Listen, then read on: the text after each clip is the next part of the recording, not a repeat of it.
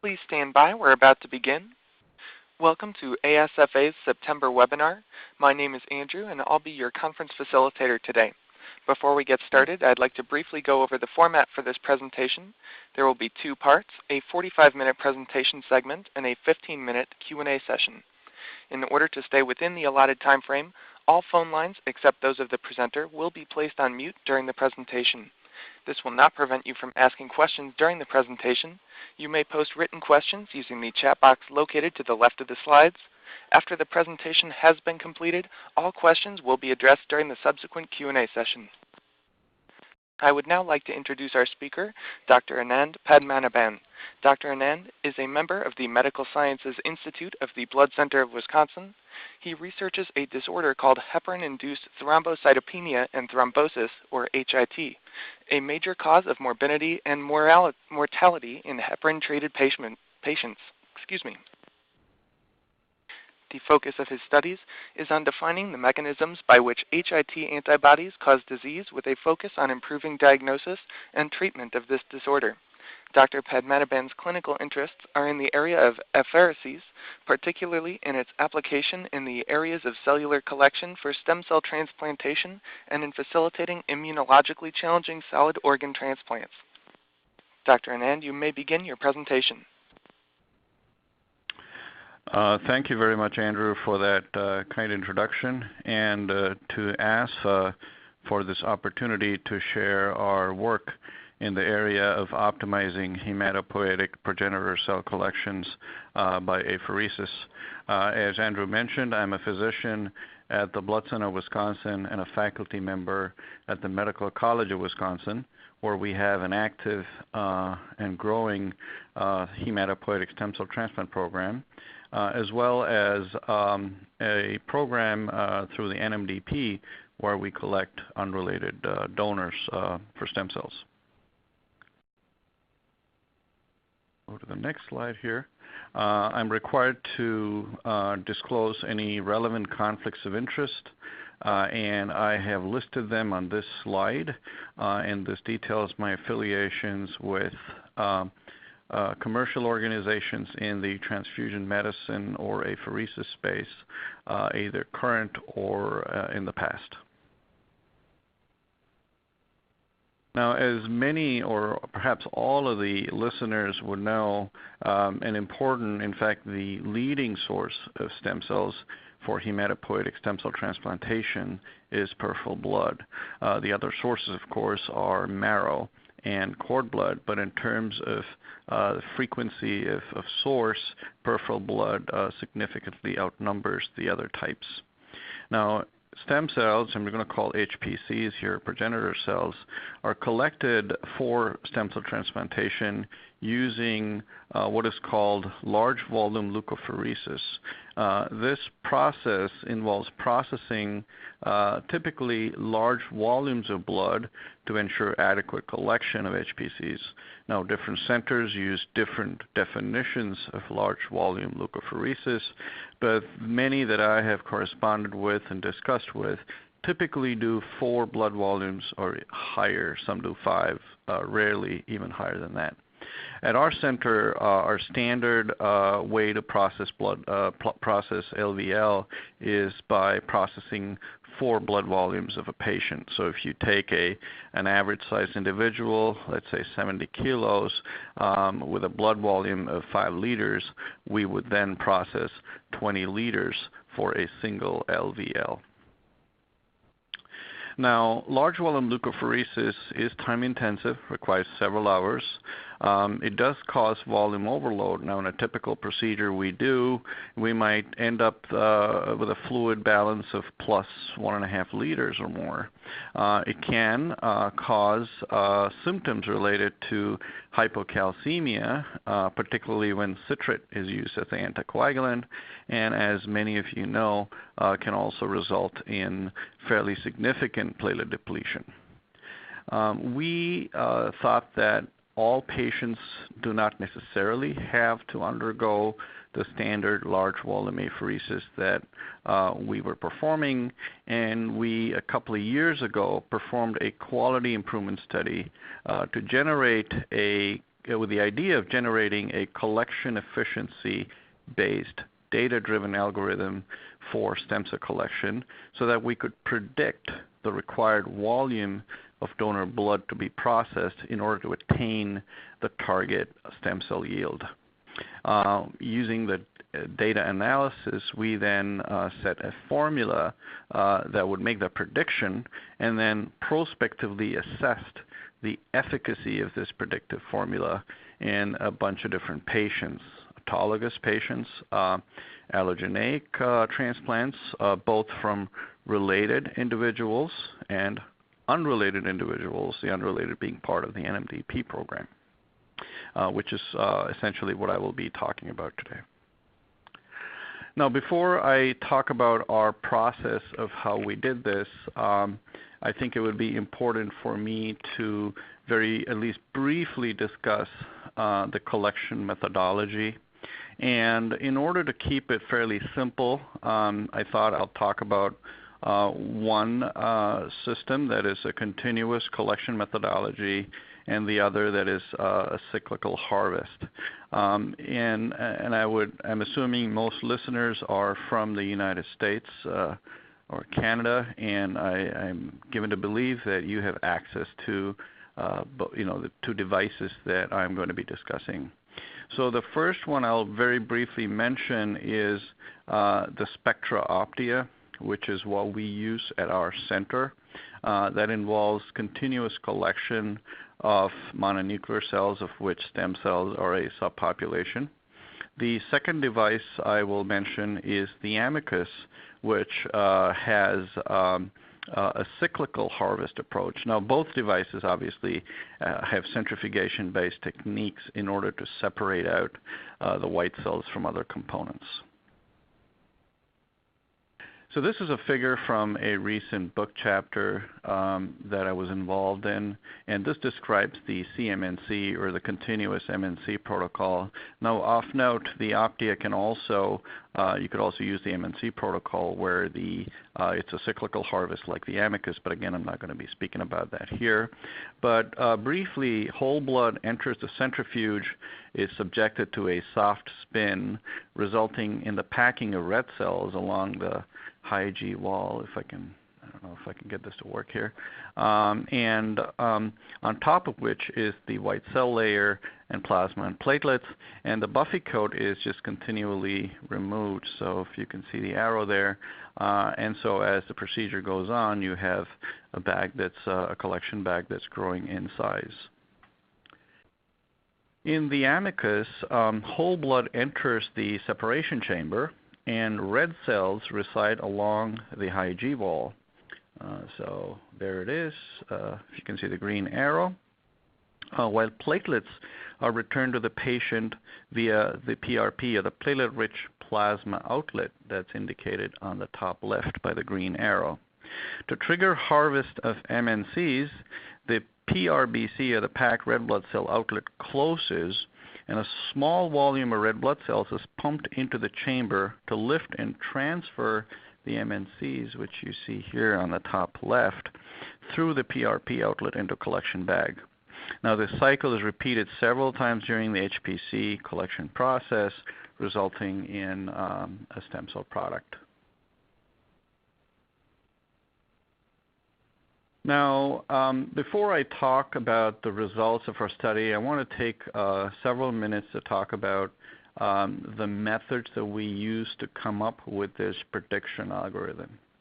So the first step was to evaluate CD34 or stem cell collection efficiency in consecutively treated adult autologous, adult allogeneic, and pediatric autologous collections. For this, we used data from a little less than a year, and we found that we had performed 240 adult autologous collections, about 60 allos, and 23 pediatric allos. We then calculated the collection efficiency too. Now, for those of you who don't do this routinely or are apheresis practitioners who who perform routinely TPE or other procedures but are looking to start a cellular collections protocol, I do want to take a minute or two to describe what collection efficiency is and what collection efficiency 2 is. So on this slide, you see the definitions here, or the equations. You have two types of collection efficiencies. One is collection efficiency 1, or CE1, and collection efficiency 2, or CE2. So CE1, essentially, you're looking at the number of cells you've collected in the procedure, which is the numerator, and dividing it by the product of the average stem cell count, the average of pre and post collection. So you have to draw a CD34 count from peripheral blood pre and post, and determine the average, and times the blood volume processed. And of course, it's a percentage, so you multiply that by 100.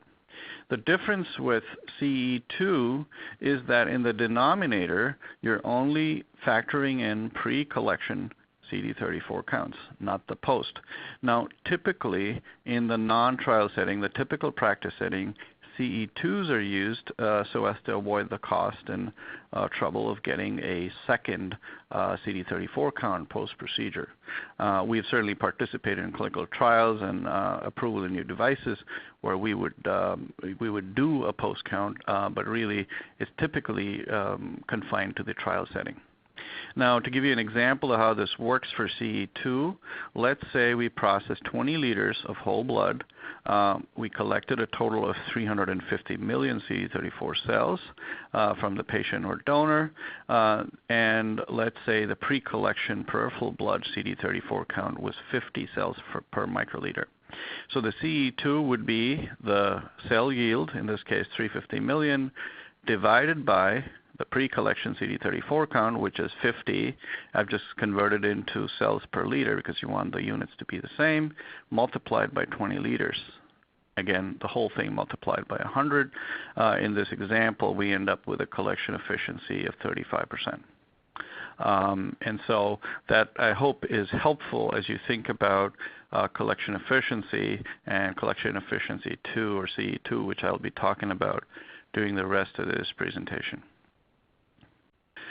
Now, the second step to what we did was, well, we had this data, or we call it training set, and then we needed to predict what blood volumes need to be processed in order to collect a desired yield of cells. And so the formula for that is here, which is essentially derived from what you saw before, which is blood volume processed equals the CD34 cell yield that you want divided by the CD34 CE2s that you think you're likely to have times the pre-collection peripheral blood CD34 count. Now, you could always assume, I believe there are centers that assume a median CE2, so let's say they have a spread of CE2s from, I don't know, 30 to 70%. They might say, hey, median's 50. We're going to plug it in this formula. But just by design, you will fail to collect your yield target about half the time.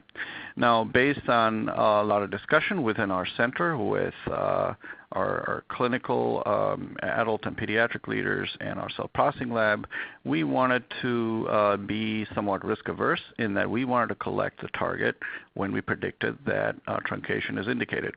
Therefore, for this prediction formula, we set the CD34 CE2 at a pretty low percentile. So it was a third percentile of adult autos, which is about 30%, and it was the lowest attained CE2 in adult allos and pediatric autos. So with 30% adult allos and 25% in pediatric autos. What I should mention to you here is the pediatric auto group was a pretty small training set. It's only about 23 cases or 23 collections. So we felt that it's important to select the lowest CE2s that we had in the training set. During this period, we used mainly the COPE spectra, but later on in the period started using a lot of spectropia. Based upon our internal analyses, we find that the collection efficiencies are almost identical, and so that really didn't influence how we implemented the truncation algorithm. The anticoagulant that we use is typically citrate for all autologous and for related donors, which is part of our large local BMT program. And I'll be talking about later in this talk on NMDP patients where we use a citrate heparin mix with the heparin at 11 units per ml. That's for unrelated donors. Now, after the prediction algorithm was implemented or initiated, I can tell you as far as logistics how this works is the CD34 lab is drawn just before we start the procedure and is typically available to us within 2 to 3 hours of starting the collection. We have a really excellent cell processing lab at the Medical College of Wisconsin, which will plug in the numbers in a validated worksheet and will page the apheresis physician on call when a procedure truncation is indicated by formula. And so this call comes in roughly an hour and a half or 2 hours into the apheresis procedure, thereby allowing us to still act in real time on the information or recommendation that's received. And again, once we receive that information, we communicate with the apheresis operator and say, listen, we think we will achieve our cell yield goal if you stop at, I'm giving an example, 14 liters instead of the 20 liters that would have normally been processed in that patient. Excuse me. And so the performance of this prediction formula was evaluated in HPC collections in our local program, as I mentioned, and for a period of about 1.5 years, for which I'll show you data. And also in NMDP donors over a shorter period. I just haven't had the opportunity to update this information, but we have about a year's worth of follow-up, and the results look very, very good from our perspective. So I'll talk about both these aspects of our program. So we implemented the algorithm in a fair number of patients. You'll see the numbers here, about 460 adult autos, about 90 adult allogeneic collections, and 16 pediatric autologous collections. And data was collected from both prediction-driven truncation and just a standard non-truncated LVLs. So we have an extensive data file. We have some very talented and dedicated individuals working in our institution who maintain these files and essentially calculate CE2s for every one of the 450 collections or so that we do annually. And we made comparisons with regard to blood volume processed, duration of large volume leukapheresis. We did a fairly perfunctory financial impact. We think it saves money, but maybe it is important to do a more thorough analysis, and hopefully we will be able to do that in the future. And we also looked at things like neutrophil and platelet engraftment. Obviously, you want to make sure that any intervention of this sort does not result in adverse impact on your patients. So this is the first data slide I have to show. So this is, again, the autologous and related allogeneic program within our local program at the Medical College of Wisconsin. During the time frame that we looked at, roughly a year and a half, we truncated 91 procedures. Okay. Overall, this was 15% or roughly 16% of procedures truncated. So roughly 1 in every 6 or 7 procedures was truncated based on implementation of our algorithm. Now, as you would expect, adult autologous patients were truncated at lower frequencies, here 9%, relative to adult allogeneic patients. Now, these are healthy people. They have a pretty robust response to growth factors. They have higher CD34 levels, and therefore, the higher you are, the higher the likelihood that your procedure is going to be truncated.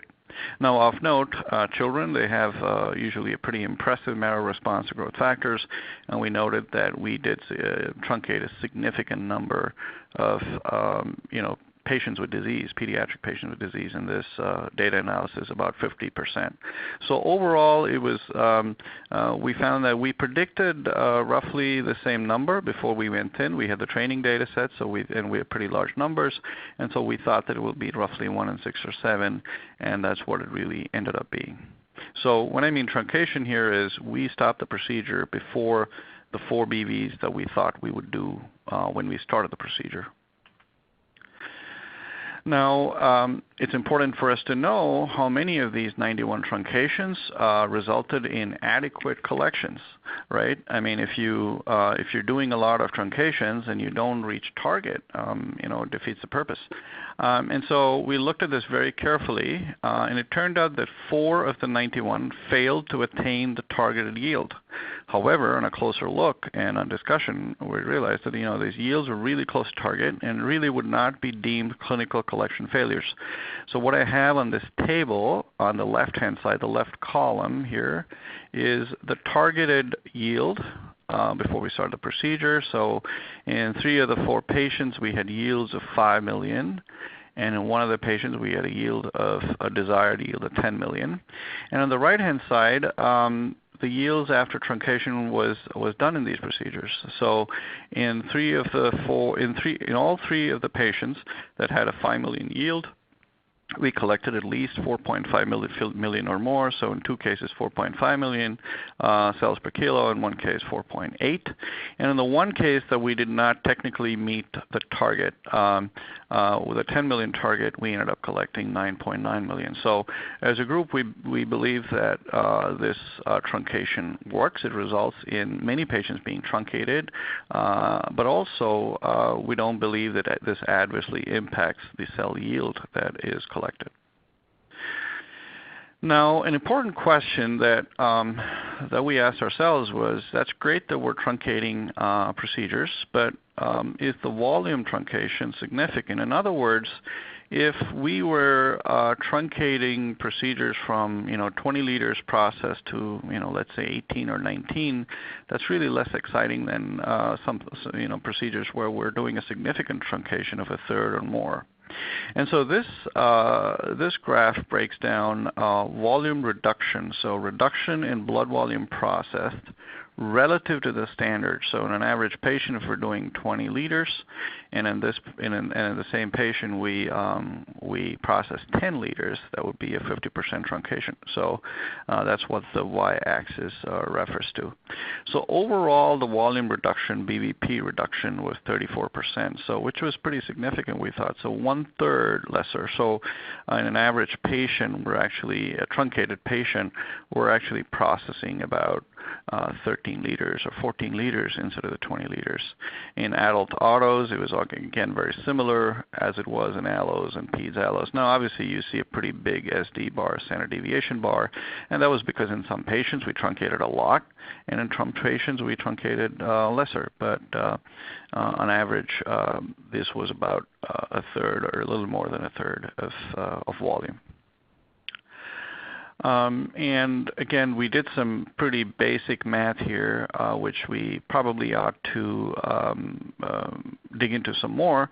But we figured that this cuts down procedure time about 1 hour and 40 minutes, and based on some nursing numbers and so on that we were provided and other costs, we were given to believe that we probably save in the region of $100 to $150 per patient. But of course, this does not assume things like hospital bed time and other things, which I'm told are very, very expensive. So we think this saves money. It may be saving a lot more money than this slide that I have suggests to you. And really, the most important thing from my perspective as a physician is, is it adversely impacting patients? Are we achieving the cell targets? And so one of the things we looked at was median engraftment time for neutrophils and platelets, and they were similar. It was 10 days for neutrophils for both groups, truncated and non-truncated, and 20 days versus 19 days for platelet engraftment. So we were pretty, and really there was no reason for us to think that there would be difference in engraftment, but this is something that we believe we had to do anyway. And so, I can tell you that among our patients and donors, there's a fairly high level of satisfaction based upon comments they make to us. Procedures are getting done a little bit earlier. These have been particularly helpful in patients who are well mobilized but have some issues with overload, volume overload. A typical example would be an amyloidosis patient, which we see a reasonable number of, who may have various levels of cardiac dysfunction because of cardiac amyloid. And so we've been able to truncate those procedures more effectively than we would normally have. So we think that this is of great patient satisfaction in our population. So I'm going to switch gears just a little bit since it's 11:30 or so Central, and I have 15 more minutes to wrap up the talk. So I'll talk a little bit about our unrelated donors. And so Blood Center Wisconsin is a site for collection for NMDP donors. And after we implemented this protocol at our local BMT program, we said, well, the next logical step is to make sure we do this also for our unrelated donors. Now, I should mention the protocol that we have here. We typically do a large one-day procedure, so up to 24 liters. We use, as I mentioned before, heparin ACDA as the anticoagulant. And so using a similar approach for our local program, we designed a prediction algorithm which in the initial stages was no different from the adult allo algorithm. And from my previous slides, you will recall that we used a 30% CE2 in that formula. So we used the same formula when we started, okay? We're not a huge NMDP center, so in the 6 months or so, we did about 14 procedures. And so we went back about 6 months and said, hey, let's compare patients or donors in the 6 months before implementation to 6 months after, which is what you will be seeing in this and subsequent slides. So in this slide, just to show you that the donors were as young or as old as in the pre-truncation era, the 6-month pre-truncation, as they were in the post-truncation, about, 30 or so years was the typical age or average age.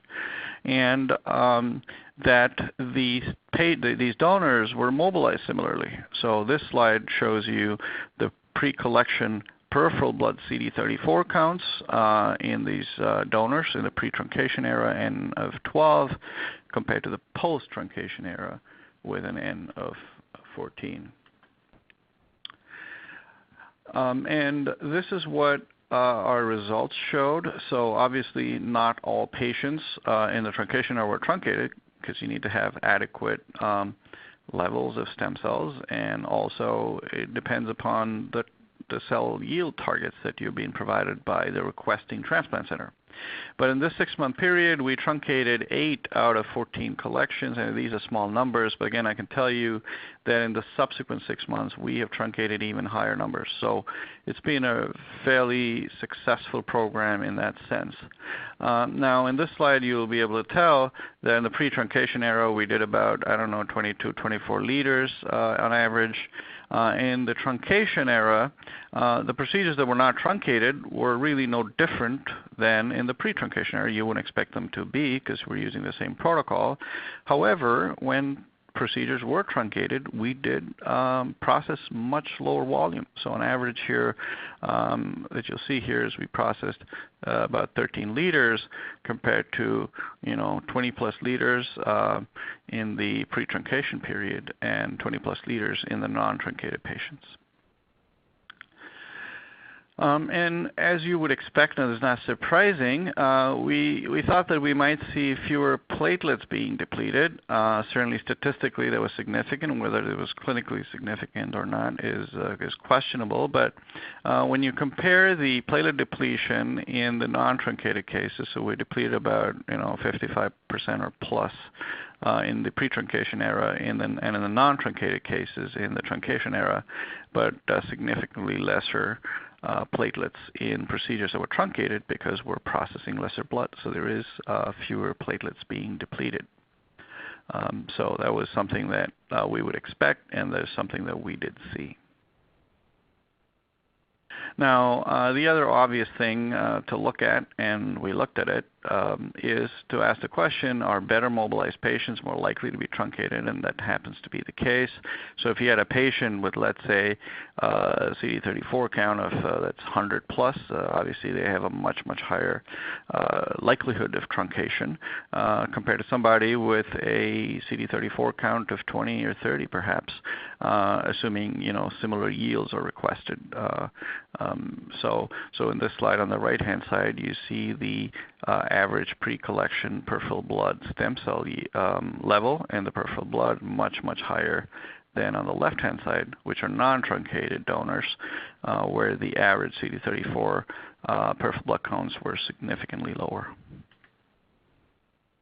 Now, all truncated collections resulted in adequate collection of CD34 cells, and really we even had a single case where we have not collected the number of cells that really were requested based on this truncation algorithm. Sometimes there have been rare occasions when we just can't collect the target dose irrespective of reaching the max allowed by an MDP of 24 liters, but that's certainly a different question. So since our early experience with NMDP and our familiarity with how it works here, we currently use a 42% CE2 in our prediction algorithm, again based upon using the NMDP collection, the recent NMDP collections as a training set, and looking at the CE2s in that donor population. And we continue to be able to, using this, truncate more frequently and with more depth. In other words, we stop the procedure earlier on than we would normally have using our 30% CE2 in the formula. And the way we do this is for operational reasons. If the recommended truncation volume is, let's say, less than 10 liters, then we would actually not follow that, but we would stop. We would go up to 10 liters and stop. If the recommended truncation volume is greater than 10 liters, but less than the maximum allowed by an MDP limits, let's say the recommendation is 15 liters, then we would go up to 15 and stop at that point. Obviously, if a recommendation based on the formula says process 30 liters, we would cap it off at the NMDP recommended limits. So this is something that has worked quite well from an operational sense. And since we're pretty much close to 140, I just have a couple of concluding slides. We think that use of a data-driven collection efficiency-based algorithm can effectively truncate LVL procedures without adversely impacting cell yields relative to what is requested or target for that patient or donor. It does not adversely impact engraftment. And there's a potential benefit of lesser platelet depletion in truncated donors. And as one would expect, truncation happens more often when you're more likely to be mobilized. So we see it more frequently in children. We see it more frequently in healthy donors, be it related or unrelated. And we haven't really seen any real prediction failures thus far. The 4 cases that I mentioned, they were clinically deemed to have met the target. We're very close to the targets that were requested. And the volume of blood volumes processed in the truncated procedures was significantly lower compared to non-truncated procedures. So you can imagine, lower fluid overload and citrate reactions. The patient/donor going back home earlier. We do a lot of our procedures, obviously outpatient as opposed to inpatient. This approach may be particularly important in mitigating risks of large volume leukapheresis that I mentioned, including volume overload, cytotoxicity. And I think given our current healthcare economic environment, I think promotes optimal use of healthcare resources and enhances donor convenience. Now, one of the comments that I've heard more than once from our cell processing lab, again I mentioned a very excellent lab, is that they like it when they get these products earlier.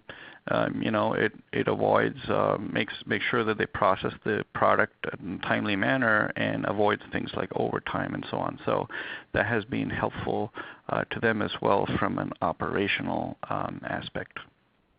And so this is my last slide. I want to acknowledge the many people involved in this project here. On top are members from the Blood Center of Wisconsin who are listed. Ken Friedman is the director of our NMDP collection here. Sorel Jeffsick, who many of you may know through ASFA, is an active ASFA member, is a nurse manager. Lori Egert, exceptional quality manager. Again, she manages all the databases that I mentioned, and all of the apheresis RNs who put in a lot of work into actually doing the collections, doing the work.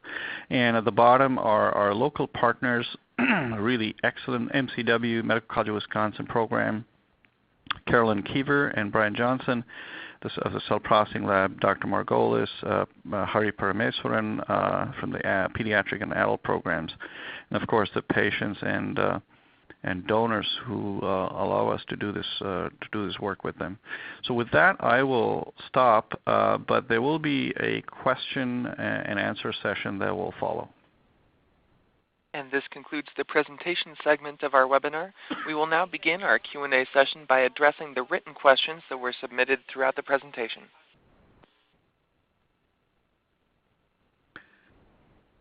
So I'm just looking at the questions tab, and I see a question here, and I will read it out for the audience. We use a 2BV product CD34 sampling and have had zero contamination of product. Our turnaround time for CD34 using our own flow in the stem cell lab is less than 1 hour. What are your thoughts about this? Great question, a great comment. I have heard of some centers that do this and that do this well. Now obviously the concern is, one of the concerns is contamination. The other thing I've heard is cost. And of course with the right hands and the right training, clearly your question shows that, or your comment shows that minimal or no contamination of product can be achieved. So certainly this is an alternative approach, but I know that different providers or different healthcare systems are sensitive, more sensitive or less sensitive to different things like cost. So in our situation, certainly we did not contemplate this, although we did think about it early on because of cost and also logistic issues and the theoretical risk of contamination. But certainly if it works for you, this is that's another way to do it.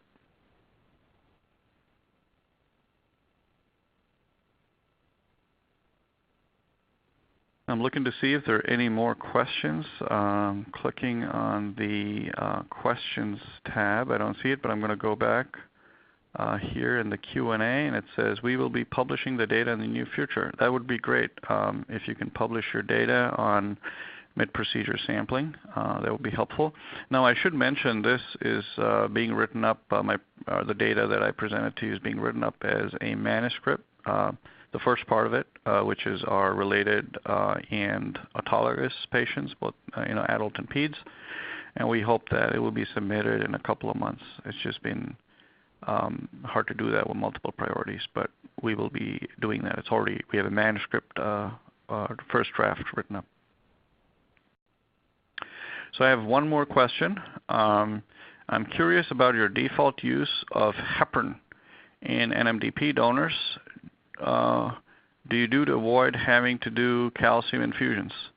So, for NMDP donors, these are relatively healthy people, and our historic institutional policy is trying to do the procedure or the collection just within a day, so we want to go to 24 liters.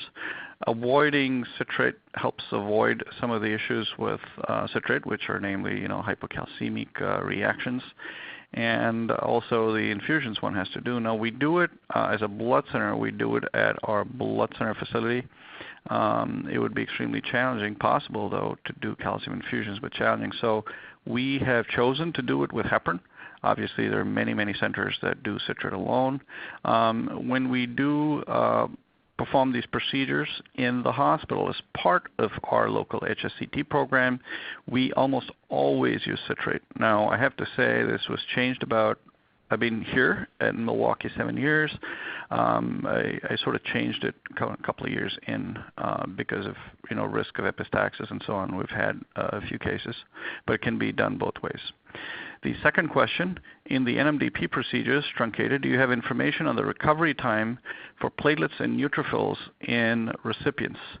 Now, we do get these reports back, from NMDP in whatever quarters, and we look at them very closely, and we have not noted any difference at all compared to historic information that we have.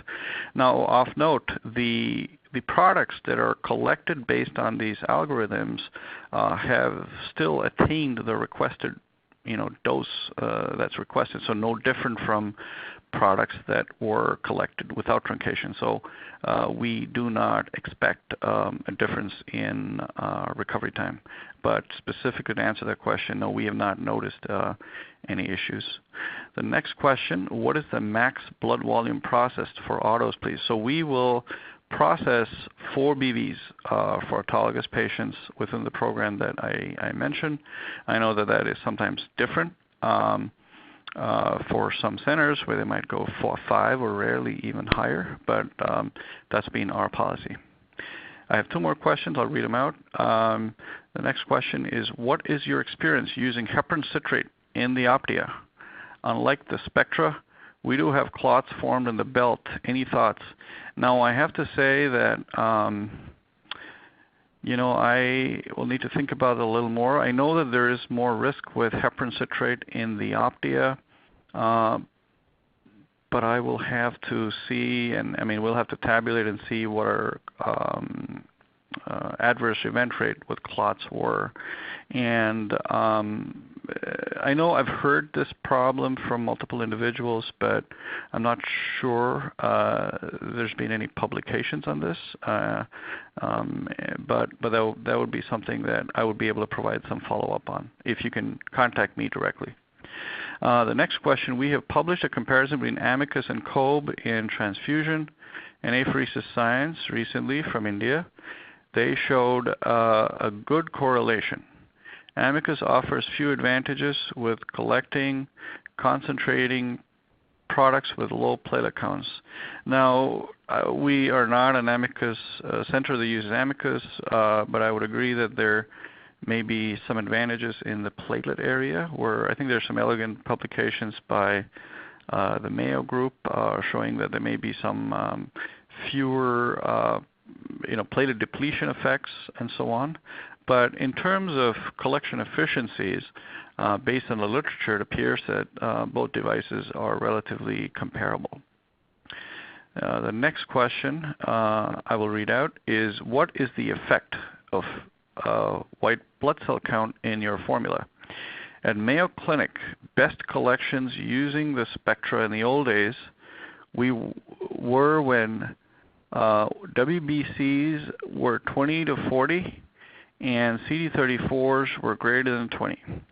So obviously you'll see a lot of data that's published in the literature on an impact of white cell counts or CD34 counts and efficiencies, in that they're typically inversely proportional. The higher the cells you have, the lower collection efficiency. Now we, and there may be others, what we do is when we set the collect pump rate, it is a function of the inlet speed and the mononuclear count. Ultimately, this is a procedure that collects mononuclear cells.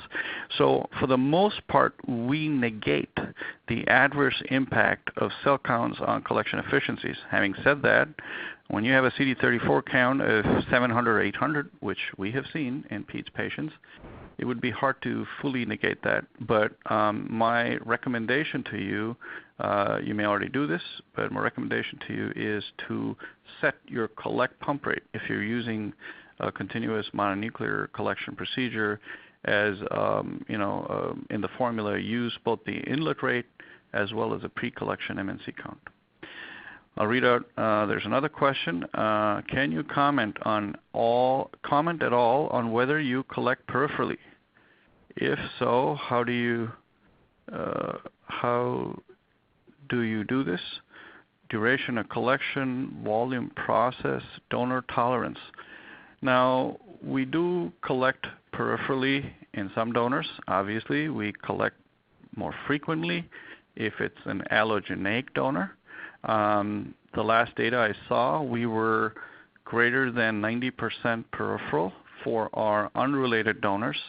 And year to date, I can tell you in the last 9 months, 8.5 months, we're about 75% for allo-related donors. Now, one might think, well, that's terrible, but some of these patients are quote-unquote healthy patients, are in their 60s, sometimes in their 70s. Many obese and so on, poor access. So we're constantly trying to improve. And I can tell you our rates of peripheral collections and related allos are much better this year than they have been last year. And I actually get a monthly report on those rates, something that we initiated about a year ago. So that would be my response to that. We have one more question that I can see. I'll read that to you. Ed Bergstahler's paper using the analogy of a CD34 highway, where CD34 cells in the left lane and having to exit on the right lane. Higher traffic would difficult the transition from the fast lane to the exit lane on the right. I don't see a question here, but I guess that's a comment. So if there's a question, please let me know. Do I see a new question? No, I do not. But it is true. When you have very high CD34 counts, you might have low efficiencies.